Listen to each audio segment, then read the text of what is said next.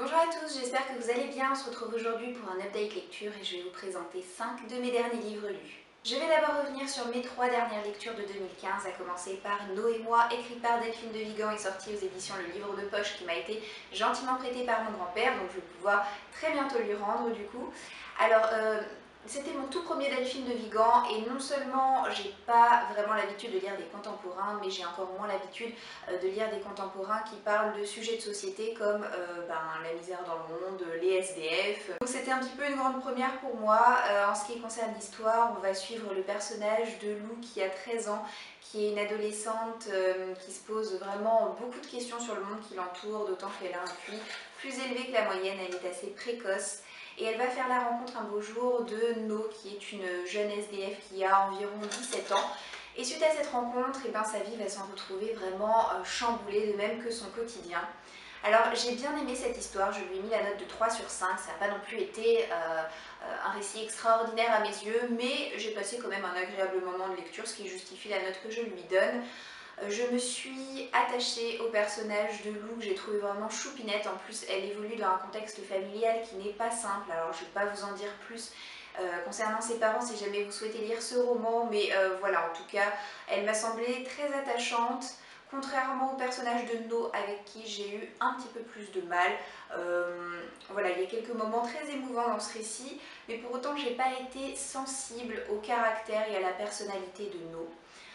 J'ai beaucoup aimé en tout cas le style Delphine de Vigan. C'est un roman très court déjà de par le fait qu'il fasse moins de 300 pages et également parce que l'écriture de Delphine de Vigan est particulière. Elle utilise beaucoup de phrases très courtes, assez subtiles et percutantes et j'ai trouvé que c'était vraiment un roman qui poussait à la réflexion. Donc voilà, j'ai trouvé ça assez intéressant.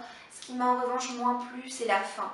J'ai eu beaucoup de mal avec la fin parce que la fin est une fin ouverte et c'est vraiment pas ce que je préfère. J'aime bien quand voilà, on a un début, un milieu et une fin. Là, je pense qu'on peut plus parler de tranche de vie plutôt que d'histoire. C'est-à-dire que l'auteur nous amène à un moment donné de la vie de Lou et de No et puis elle choisit de nous en expulser au moment où elle le souhaite. Avec les fins ouvertes, du coup, le lecteur peut se projeter la propre fin qu'il souhaite donner à cette histoire, mais encore une fois, c'est vraiment pas ce que je préfère.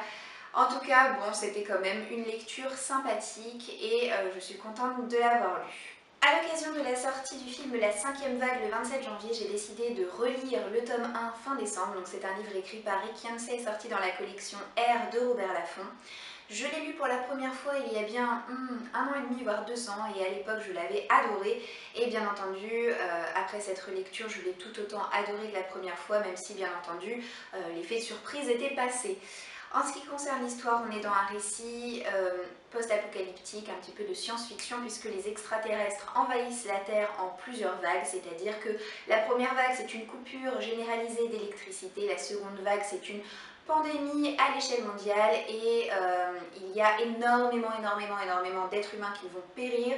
Et en ce qui concerne les survivants, les extraterrestres vont envahir la Terre et les tuer au fur et à mesure qu'ils vont les croiser sur leur chemin. Voilà, c'est très réjouissant tout ça.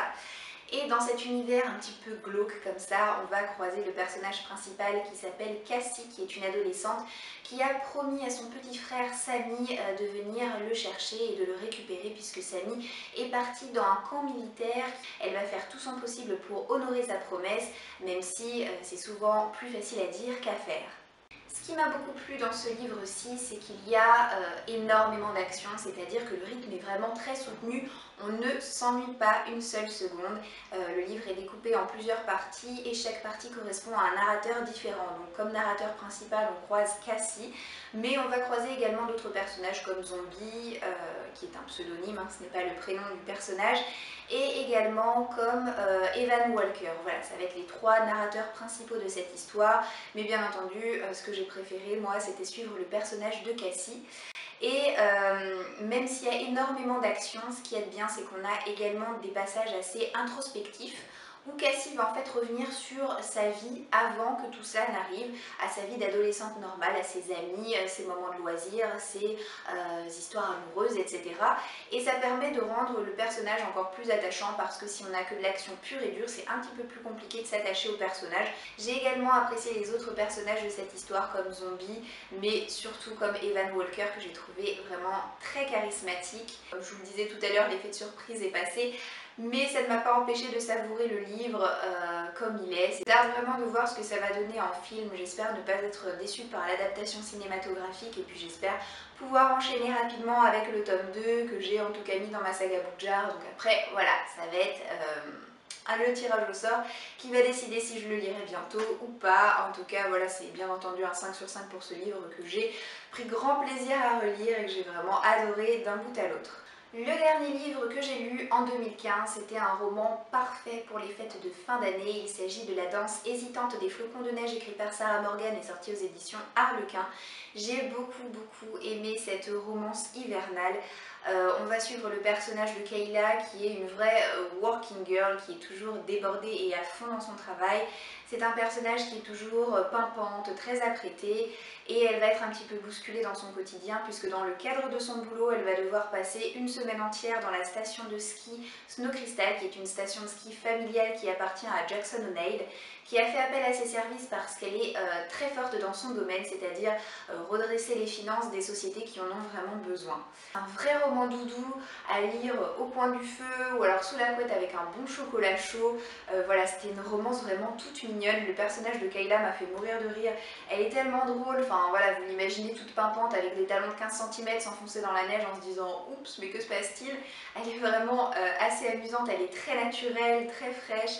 Et puis, ce qui est assez drôle et ce qui est peu commun dans cette histoire, c'est qu'elle est vraiment allergique à la fête de Noël. Donc en fait, elle partait s'enterrer dans une station de ski en se disant au moins là-bas, il n'y a personne que je connais, je pourrais être tranquille, on ne parlera plus de Noël. Mais bien entendu, Noël, c'est tellement international, tout le monde fête Noël maintenant que Noël l'a rattrapée, qu'elle le veuille ou non d'ailleurs.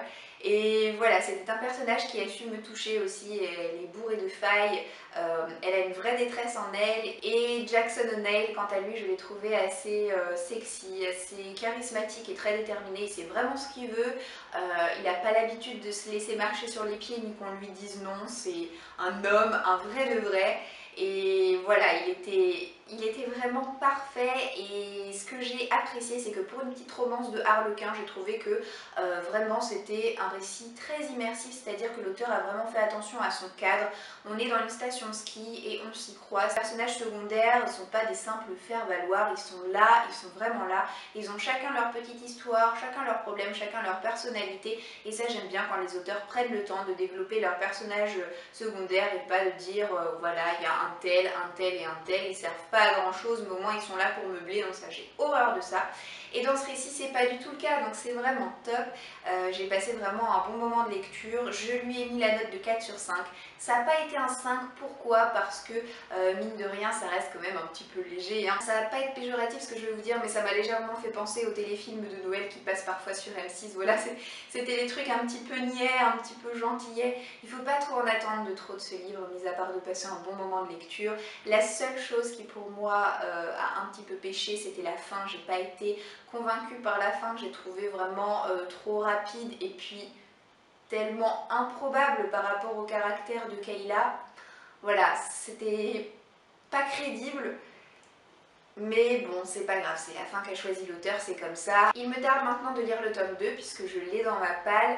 Le tome 2 portera sur un des frères de Jackson puisque comme je vous le disais, il s'agit d'une série de tomes compagnons où chaque histoire porte sur un des personnages de la fratrie O'Neill. Donc voilà, il me tarde de savoir quelles nouvelles aventures attendent ces personnages et puis de pouvoir tous les retrouver tout simplement puisque j'ai vraiment passé un bon moment de lecture. Je passe maintenant en 2016 et une des toutes premières lectures que j'ai fait cette année, ça a été le tome 6 de Princesse Sarah, Écrit et dessiné par Alouette Moretti et Duclos, ce tome 6 s'intitule Bal et Masque, c'est publié aux éditions Soleil. Comme c'est un tome 6, voilà, je ne vais pas trop revenir sur l'histoire à proprement parler. En tout cas, c'est une série que j'affectionne beaucoup, je trouve les graphismes de toute beauté et l'histoire vraiment sympathique. C'est vrai que le tome 5, je l'avais trouvé vraiment en dessous des autres parce que les couleurs étaient vraiment trop pastel à mon goût, ça n'allait pas du tout. Et là, dans ce tome 6, je n'ai pas retrouvé cet effet de colorisation, donc tant mieux. On est reparti sur quelque chose qui me plaît beaucoup mieux. Alors c'est vrai que l'histoire à proprement parler n'avance pas des masses, hein. On ne va pas se voiler la face.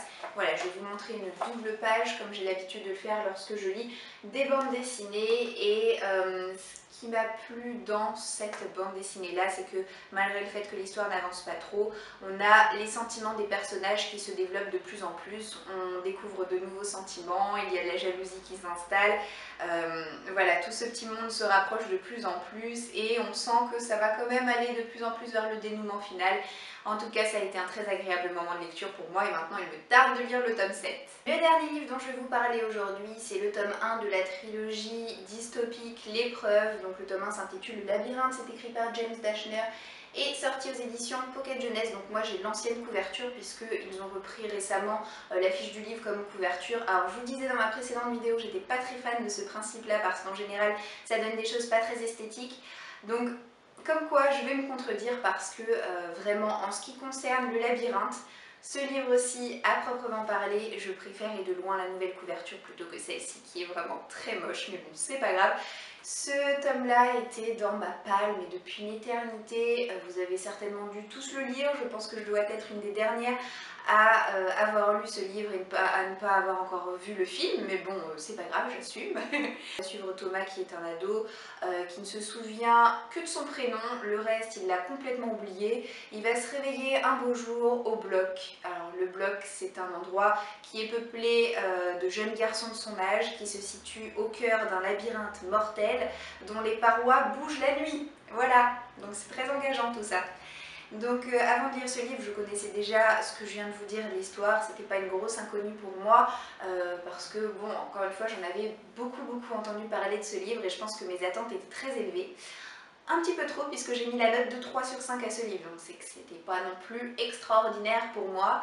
Ce qui m'a déplu, c'est le personnage principal, c'est-à-dire que je n'ai pas réussi une seule fois à m'attacher au personnage de Thomas, je l'ai trouvé vraiment très bizarre, très contradictoire, c'est-à-dire que tour à tour il pouvait être parfois sympathique et puis parfois imbuvable, il pouvait être parfois altruiste comme extrêmement égoïste la fois suivante, vous ne savez pas sur quel pied danser avec lui, c'est très bizarre comme ressenti. Ce qui m'a bien plu, c'est l'écriture de James Dashner. J'ai trouvé que c'était un livre qui se lisait très vite malgré le fait qu'il fasse quand même presque 400 pages. Voilà, c'est beaucoup d'action, beaucoup de rebondissements. En général, les chapitres s'arrêtent sur un moment où tu as envie de lire la suite, donc c'est assez difficile de mettre le marque-page et de se dire bon allez là, ça suffit, je vais faire autre chose. On veut toujours en savoir plus et voilà, je trouve que James Dashner a quand même un sacré talent pour l'écriture, donc ça c'était pas mal. Maintenant, le labyrinthe à proprement parler, bon, oui c'était intriguant, mais j'ai pas non plus été complètement prise par cette énigme-là. Moi ce qui m'intéressait davantage c'était de savoir pourquoi ce labyrinthe était là, qui l'a construit, et puis qu'est-ce qui se passe dans le monde extérieur qui a l'air de terrifier autant les garçons. Ce qui m'a beaucoup plu également c'est la fin. Alors je sais que je vais peut-être paraître un petit peu barbare, un petit peu psychopathe pour les gens qui ont lu ce livre, mais moi j'ai bien aimé la fin, j'ai trouvé que la fin était dure mais nécessaire. Je m'attendais pas à être autant surprise par la fin et bah, du coup ça m'a bien plu. On va résumer du bien et du moins bien dans ce livre-ci, ce qui fait que je lui mets la note de 3 sur 5. En tout cas, j'attends de lire le tome 2 avec impatience. J'espère qu'il sera encore meilleur que ce tome 1. Voilà, cette vidéo est maintenant terminée. J'espère qu'elle vous aura plu. Je vous souhaite de passer une très bonne journée et je vous dis à très bientôt dans une prochaine vidéo. Ciao, ciao!